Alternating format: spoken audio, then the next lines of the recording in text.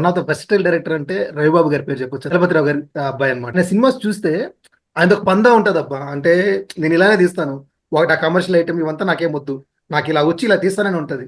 అంటే ఒక different style ఉంటది, డిఫరెంట్ టేకింగ్ ఉంటది. ఆయన ఆల్మోస్ట్ తీసింది 16 సినిమాలు డైరెక్ట్ చేశాడు అనమాట. 16 సినిమాలు డైరెక్ట్ చేశాడు.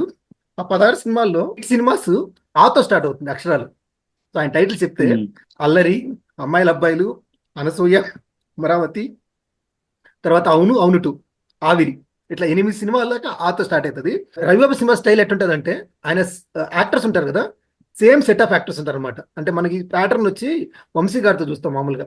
వంశీ గారు ఎలా అంటే, ఆయన సినిమా అంటే ప్యాడప్ యాక్టర్లు అంతా వీళ్ళే ఉంటారు, కొత్తగా ఎవరు ఉంటారు, వాళ్ళే రిపీట్ వేసుకుంటూ వస్తారు అనమాట.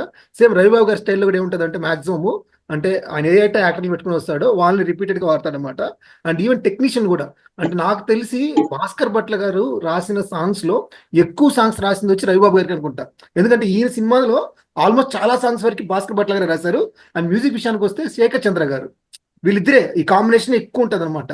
అండ్ రవిబాబు గారి సినిమాలు ఎలా ఉన్నా కూడా, అంటే సినిమా కొంచెం అంటే కొంచెం వే అబౌట్ ఉంటాయి అనమాట. అంటే నెక్స్ట్ జనరేషన్ లాగా ఉంటాయి చాలా వరకు.